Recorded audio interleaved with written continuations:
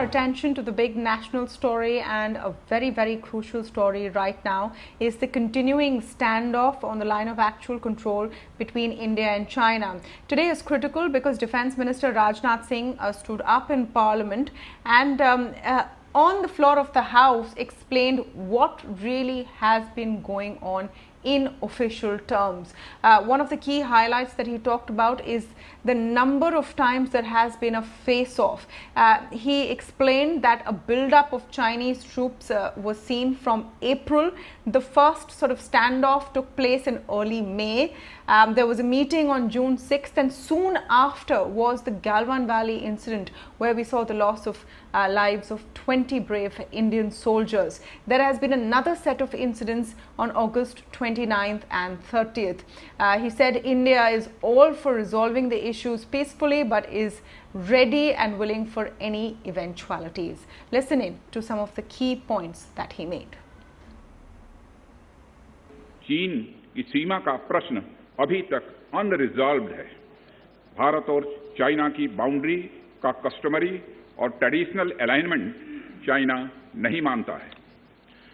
हम यह मानते हैं कि यह अलाइनमेंट वेल एस्टेब्लिश्ड भौगोलिक सिद्धांतों पर आधारित है, जिसकी पुष्टि न केवल ट्रीटीज और एग्रीमेंट द्वारा बल्कि हिस्टोरिक यूजेस के प्रैक्टिसेस द्वारा भी हुई है। हमारे बहादुर जवान अत्यंत मुश्किल परिस्थितियों में अपने अथक प्रयास से समस्त देशवासियों को सुरक्षित रख रहे हैं। एक ओर किसी को भी हमारे सीमा की सुरक्षा के प्रति हमारे डिटर्मिनेशन के बारे में संदेह नहीं होना चाहिए। वहीं भारत यह भी मानता है कि पड़ोसियों के साथ शांतिपूर्ण संबंधों के लिए आपसी सम्मान और आपसी सेंसिटिविटी भी आवश्यक है। क्योंकि हम मौजूदा स्थिति का डायलॉग के जरिए समाधान चाहते हैं और हमने चाइनीज साइड के साथ डिप्लोमेटिक और मिलिट्री एंगेजमेंट बनाए रखा है। इन डिस्कशंस में तीन की प्रिंसिपल्स हमारी अप्रोच को तय करते हैं। फर्स्ट, दोनों पक्षों को यलेसी का सम्मान और कड़ाई से पालन करना चाहिए। सेकंड, किसी भी पक्ष को अपनी तरफ से यथास्थिति का उल्लंघन करने का प्रयास नहीं करना चाहिए। और थर्ड, दोनों पक्षों के बीच सभी समझौतों और अंडरस्टैंडिंग्स का पूर्णतया पालन होना चाहिए।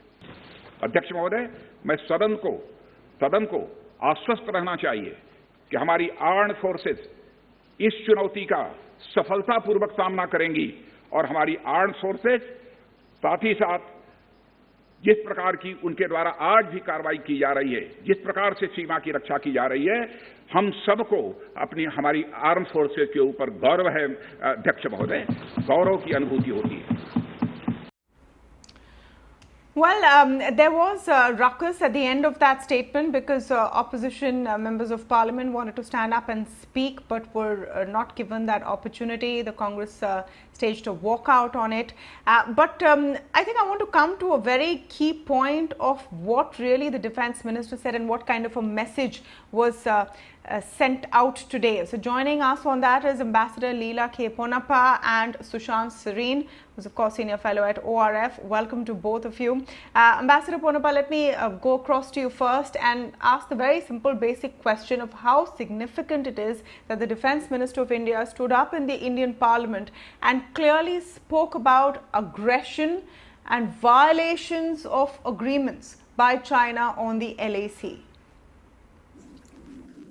I think it's a very significant statement, and it's a good thing that the government has come out clearly and communicated its perception of how things have developed.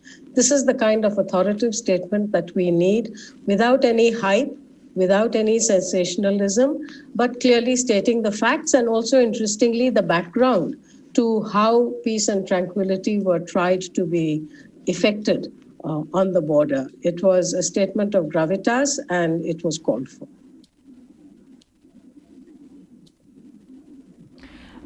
Sushant, how do you look at it? Because you know what, the statement was of course great stern message has been sent, but it also tells us that there has been a pattern all of 2020 where we have been talking to the Chinese side and they've been going ahead and transgressing the borders and having these aggressive maneuvers in any case. It's happened in May. It of course escalated terribly in June, and even after that there was an incident in August, as per what the defense minister says.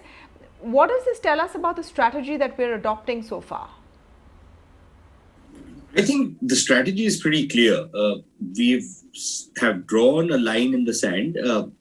The Chinese have been kind of nibbling away at territory and violating the agreements which the defense minister spoke in a very calm statement, I must say. It was very sober, realistic, factual, and laid out the cards. But it's very clear that over the last couple of decades, in fact, the Chinese have been constantly nibbling away at territory, and it's what we often call 2 steps forward, 1 step back, and with a little bit of games on their side. And we haven't really, pushed them on this particular issue until now, where we've decided that enough is enough, and there is going to be no more gift to the Chinese in any manner.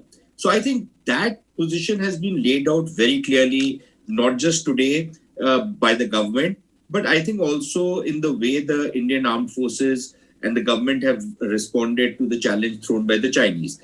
That is where matters stand right now.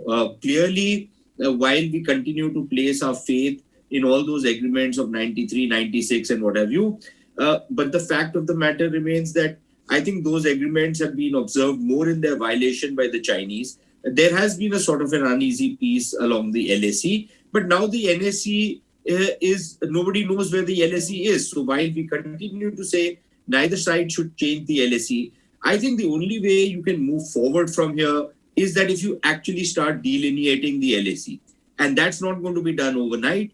That's going to take a long time. And in that long time, I don't see how at least the Indian side is going to pull back its troops. I think the defense minister has made it very clear that we will continue to build up our border infrastructure, which has been sorely lagging behind. We have been sorely lagging behind for so many decades now, and that is going to continue apace. Now, if the Chinese can't handle that, then just too bad. But let's make no mistake about it. We are still, on a knife's edge. This thing could go any which way. So I won't celebrate just yet, and I won't be sanguine that peace and tranquility is going to reign along the LAC just yet. No, I mean, even the defense minister was very clear when he said that, yes, this is a very challenging time for us vis-a-vis China. Sushant, I'm going to come back to you for a follow-up because I just want to understand what we're aiming to do. Now, we know that on June 15th, the Chinese came into what we believe is our side of the LAC. Is our purpose not to let them transgress in other parts of the LAC, push them back to where they were before June 15th? I mean, what exactly are we aiming to do? Is there enough clarity on that? I think there is some amount of ambiguity on it, because until now, we have been constantly saying that status quo ante has to be restored. But do you think we can live with that status quo ante? Simply because, and I raised this question, simply because some of the areas where we moved our troops virtually on the LAC, or our perception of the LAC, are not areas that we are going to come back down from until and unless there is some kind of an agreement. So if we are going to stay out there, how do you restore status quo ante? So there is some degree of ambiguity in how this thing is going to play out. So my point is very clear. The Chinese have done what they have done. Nobody wants a war. I would imagine that even the Chinese would like to avoid a war. They will, do whatever drum beating they want to do through Global Times and all these other guys. But I don't think they really want to go that over the edge just yet. That might still happen. But having said that, I think what the situation now is that either both sides, we have been discussing this for the longest, but I think there is a greater urgency now to at least have some understanding or a common perception of where the LAC runs. That's going to take a lot of diplomatic maneuvering and a lot of diplomatic negotiations. And until that happens, I think the forces are going to stay where they are, which makes it quite dangerous, because once you have forces in this level amassed and literally staring each other down, accidents can happen and then things can spiral out of control. How do you manage that is what we really need to focus on. I don't see how, even if the Chinese were to agree to pull back their troops, how we can pull back our troops, given that the Chinese have surreptitiously tried to come and occupy or transgress in a number of areas, and then, at the last minute, they have been halted. So given that situation and given that there is zero trust between the two sides, confidence building measures have been shot to the ground, I don't see how we can pull back. So that ambiguity between status quo ante and where we are right now, certainly I haven't been able to figure that out. No, so Ambassador Ponappa, I want you to give us some perspective on why are we in this situation. I mean, the interesting part of the defense minister's speech in parliament was also laying out the backdrop, and clearly the LAC and a disagreement on what defines the LAC exactly has always been there, but it's sort of been on the back burner between India and China. We've seen this escalation this year around April, coincidentally around the time when coronavirus became the biggest talking point in the world. What is your reading into why China has escalated this way? Because it will give us some insight into, what they plan to do next. With our current preoccupation with, not just with Ladakh, I mean, let's not lose sight of the entire length of our border, because that really is what we need to watch out for. Let us not miss the wood for the trees. Why China acts the way it is, I think, is very clearly demonstrated in its periodic doctrinal statements with regard to their military objectives, with regard to their international strategic objectives. China wishes to be on a parity with the United States. It wishes to be the regional hegemon. It expects the rest of Asia to recognize that China's plans, strategies should be allowed to prevail. And to that extent, just as sometimes countries speak about being natural allies, I would say that given the current geostrategic situation within Asia, certainly, India and China are natural antagonists. Russia has become somewhat dependent on China because of its economic situation. China is not going to take on American allies in the Pacific.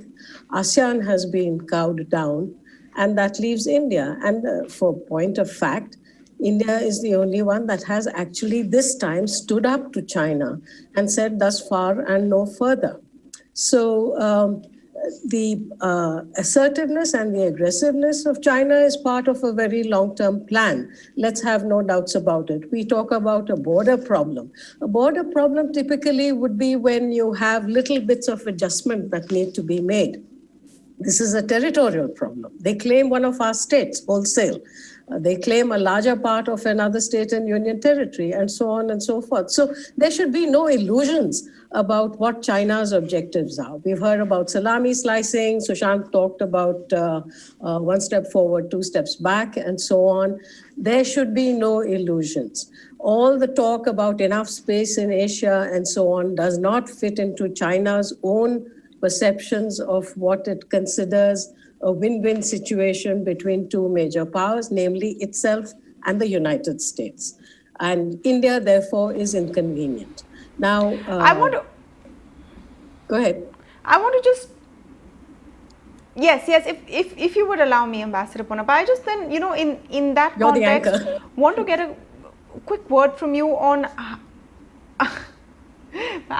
I hope to be a polite one. But yeah, in that context, I just want to get a quick word from you on then how we are dealing with this on the trade front, because I know we've spoken about this before.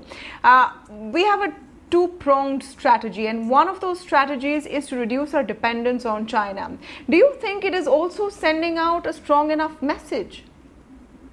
As I have said on your channel before, you can do some things in the immediate or the short term, and there are some things that require long-term strategization. This is something that requires an all-of-government approach. If you recall, even about 10 years ago, Chinese power equipment was coming in at absurdly low tariffs that were even below the WTO floor. And you had apologists for China within our country trying to say that, well, our development programs required us to bend over backwards, if you will. You have the absurd situation of China trying to proclaim itself a market economy. It's a different matter that I think the rest of the world helped China enter the WTO because they felt that this would be part of the international community helping China to rise peacefully. It hasn't happened. So we should, at the risk of repeating myself, not have any illusions about this. China has a certain self-perception. It has certain strategic objectives. It has a huge timeline in its own historical perception. Never forget that Zhou Enlai is supposed to have said, when asked about his assessment of the French Revolution, saying that they are still thinking about it. That's one of those toss-offs, if you will. But I think they have a game plan. And I think the way they are going about the development of their relations with Pakistan, where, to repeat myself, I would say that they have annexed Pakistan economically and strategically. There's no two ways about that. So they will do whatever they think they need to do in order to safeguard their perceptions of whatever. And China keeps shifting the goalposts. Again, as Sushant said, nobody knows where the LAC is. Yes. And a very pertinent point in some of the recent statements that have come out, I think it was after the defense ministers' meeting, where they didn't talk about the status quo ante. They talked about respecting the current status quo, which they had chosen to change. So you will get shifting goalposts. And if you allow China to shift the goalposts, as a matter of fact, we have, the Treaty on Peace and Tranquility, the political parameters and guiding principles of 96, all of them were accommodative of China being in occupation of territory that we considered our own. I mean, let's not fool ourselves on this. Now, Now, when they have laid claim to the entire Van Valley, where they played dirty in terms of not withdrawing, where they have moved from finger 8 to finger 4, developing infrastructure, this is all unilateral alteration of the status quo. And in international relations, when countries do not keep the faith and go for unilateral alteration of the status quo, and there are enough examples in history to tell you this, that is when sometimes somebody has to take a stand. This time, India has taken a stand. Well, absolutely. India has taken a stand in more ways than one. In fact, just, news coming in as per Finance Ministry sources, government has taken measures to put an end to the misuse of imports through free trade agreements. Customs will review FTA imports of items like mobiles, set-top boxes, white goods, agarbattis, cameras, etc. from September 21st. This, in a sense, a lot of these items do come in from China and other ASEAN partners as well, but India is tightening sort of the screws on that unfettered flow of cheap imports, including from China. I want to thank you, Ambassador Ponappa and Sushant Sareen, for joining us on the discussion this evening.